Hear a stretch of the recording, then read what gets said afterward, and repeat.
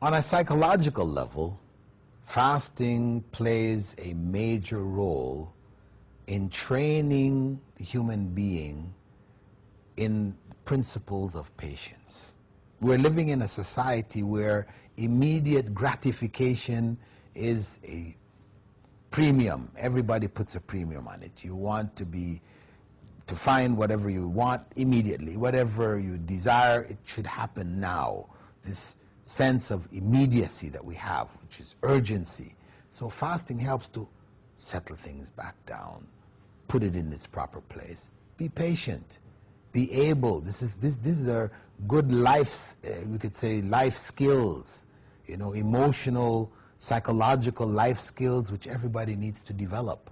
Fasting promotes it because there is no immediate gratification. You fast, you have to wait till the end of the day before you can eat. So it teaches you to delay. You can wait. You get a sense of control over your life again, in the sense of not having a burning desire for immediate gratification. So this is very, very important because of the nature of the society in which we live today, which has promoted this concept of immediate gratification to the highest possible level. So people have no patience. Fasting teaches patience.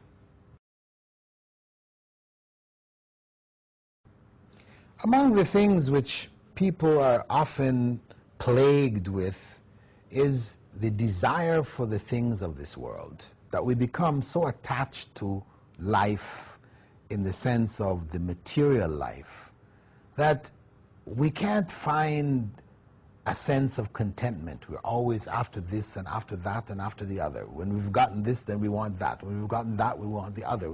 That's life. We're just driven, running from pillar to post after the material things of the life. Fasting helps us to detach us from the material life. Why? Because food is one of the most basic elements of material life. We can do without a house, but we can't do without food. So it is a basic drive.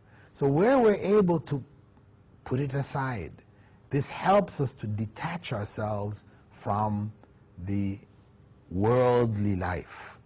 So it doesn't become the be-all and the end-all for everything. That there are some things which are higher and greater, spiritual issues which go beyond who we are. Who is our creator? What is our relationship with that creator?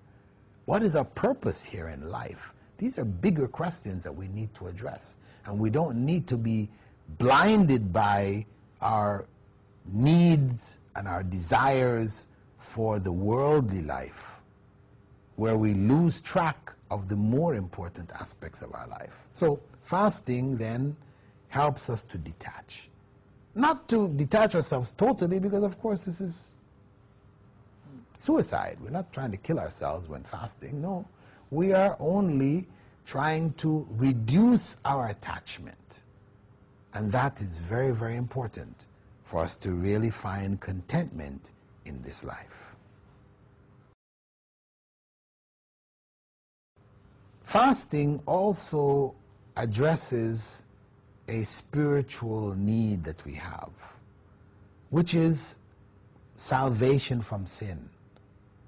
One of the ways and the means by which we can remove sin from ourselves is through fasting.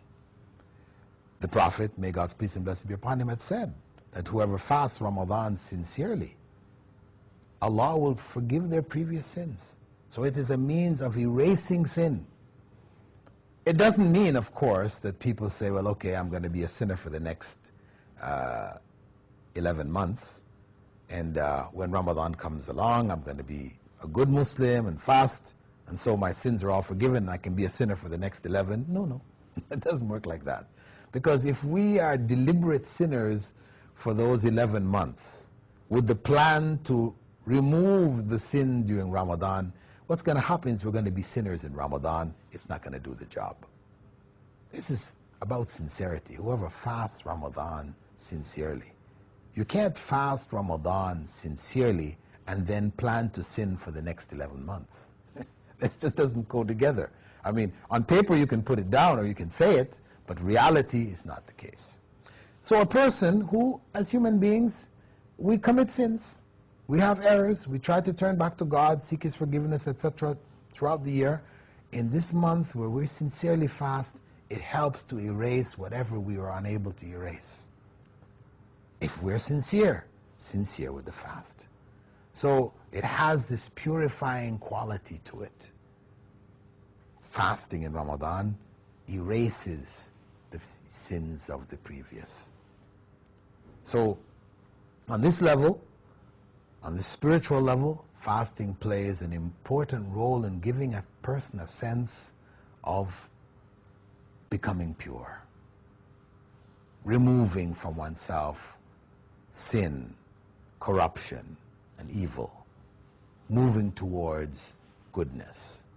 This is a spiritual need which we all have. And the Prophet, may God's peace and blessing be upon him, had said that one who fasts through Ramadan and didn't get his sins erased, he has played with the fast. The fast is not a real fast. This is an opportunity which a person has, which no one can afford to let go.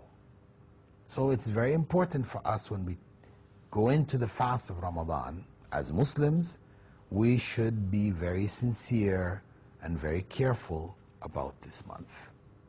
As non-Muslims, of course, a person is not obliged to fast this month, but to experience what it is like, I would encourage you, find out, experience and see the benefits that can come from it. Fasting is prescribed by God for all of humankind. Only Muslims are really doing it now, but it was prescribed for all of humankind. Islam is a religion which puts great emphasis on communal worship, that we worship God together. We see it in our daily prayers. We gather together in the mosques and we pray.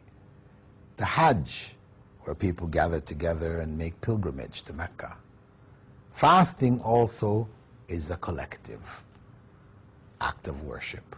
We fast together. Though individually, it's between the individual and God. In the end, it's all man and God, woman and God, and as an individual, we have to reconcile ourselves with God. But that individual act is strengthened and supported by the collective participation of the society as a whole. And that's what fasting in the month of Ramadan is. The rest of the recommended days are up to individuals. You fast maybe collectively with your family or maybe only you yourself or whatever. But at least once in the year for that full month of Ramadan, the whole of the Muslim world fasts together. It is a collective act of worshiping God. It reminds us of the collective, that we are a part and parcel of one human race who have a responsibility to worship God alone, to worship God collectively, and to worship Him individually. So the collective act of worship, fasting, is emphasized in Islam by the sighting of the moon when everybody begins the fast, the sighting of the moon when everybody ends the fast. And then after the fast itself, the very first day, the collective prayer known as the Eid prayer, and the giving of Zakatul Fitr, which is charity given at the end of the fast. All of this is done collectively. So it is a part of the sharing, the feeling of fasting and coming close to God together, which heightens that overall feeling in the individual. Fasting is a collective duty as well as an individual duty in Islam. Do you want to know what makes makes your knowledge grow. Then everybody watch the Dean Show. Are you ready? Your host is Eddie. If there is something you want to know, there is something you want to know, sit right back and watch the Dean Show. The Dean Show.